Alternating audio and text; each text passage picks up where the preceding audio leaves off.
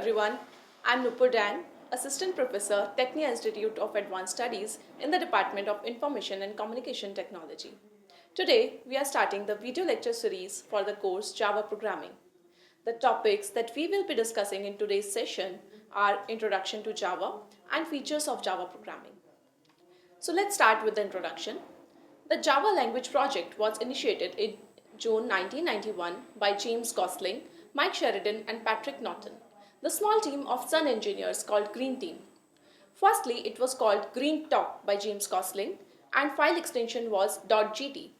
Java was originally designed for small embedded systems in electronic appliances like set-top boxes, but it was too advanced technology for the digital cable television industry at the time.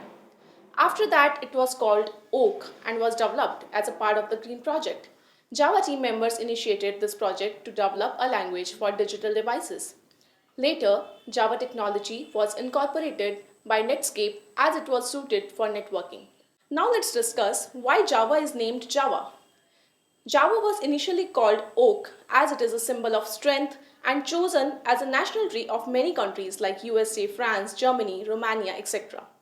The team wanted something that reflected the essence of the technology: revolutionary, dynamic, lively, cool, unique, and easy to spell and fun to say.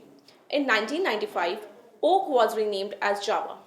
Java is an island of Indonesia where first coffee was produced, called Java coffee.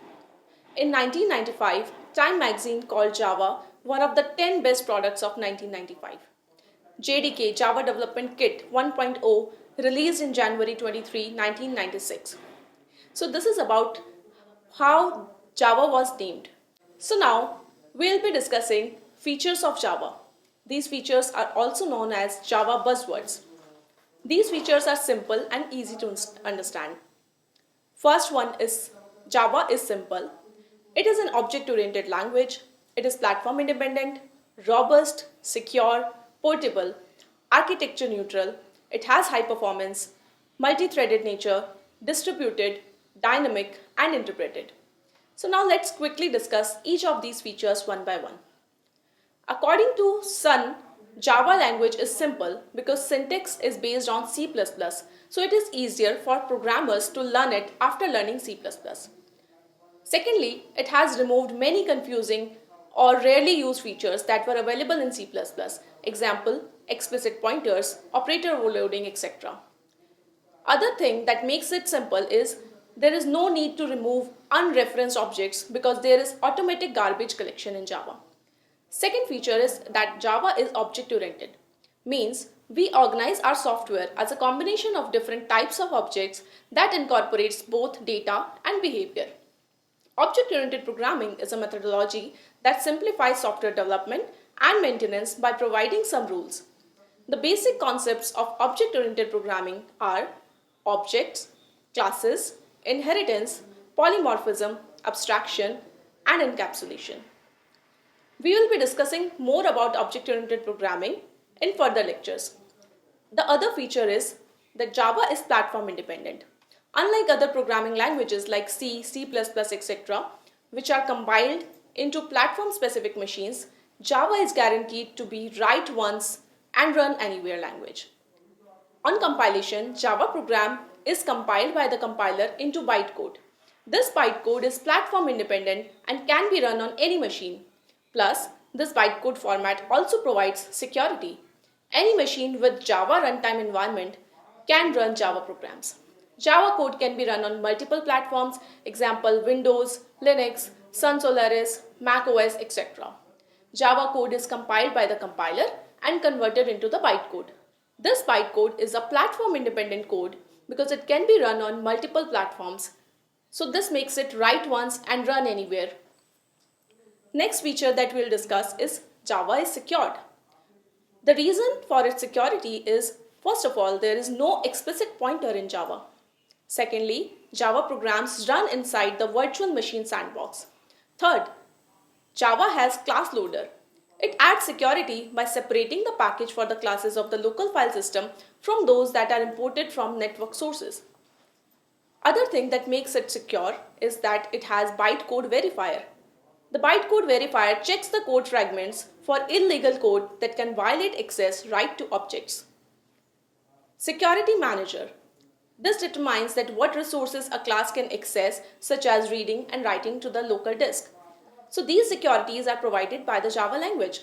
Some security can also be provided by application developer through SSL, JAAS, cryptography, etc. Next, Java is robust. It simply means that Java is a strong language. It uses strong memory management. There are lack of pointers that avoid security problem. There is automatic garbage collection in Java. There is exception handling and type checking mechanism in Java. All these points make it robust. So next, Java is architecture neutral. There is no implementation dependent features. Example, size of primitive types is fixed. In C programming, int data type occupies 2 bytes of memory for 32-bit architecture and 4 bytes of memory for 64-bit architecture. But in Java, it occupies 4 bytes of memory for both 32 and 64-bit architectures. Next, Java is portable. We can carry the Java bytecode to any platform. We have already discussed this in detail. The next point is that Java has high performance. With the use of just-in-time or JIT compilers, Java enables high performance. JVM uses JIT compiler to improve the execution time of the program. Next is that Java is distributed. We can create distributed applications in Java. We may access files by calling the methods from any machine on the internet. Java is multi-threaded. A thread is like a separate program executing concurrently. We can write Java programs that deal with many tasks at once by defining multiple threads. The main advantage of multi-threading is that it doesn't occupy memory for each thread. It shares a common memory area.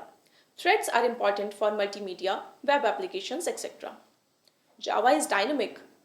It supports the dynamic loading of classes. It means classes are loaded on demand. It also supports functions from its native languages, that is C and C++. Java is interpreted. Most of the programming languages that we study are either compiled or interpreted, but Java bytecode is translated on the fly to the native machine instructions and is not stored anywhere. The development process is more rapid and analytical since the linking is an incremental and lightweight process.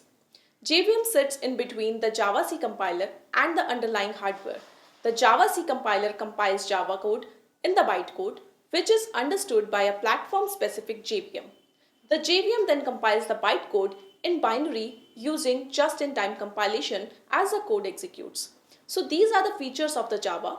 I hope with this lecture you have got a gist of what Java is. In the next lecture, we will discuss the Java architecture, the different terms that we have read, JVM, JDK, JRE, JIT in detail, and the differences between C++ and Java. Thank you for watching the video. Please like, share and subscribe Tecnia TV for more such videos.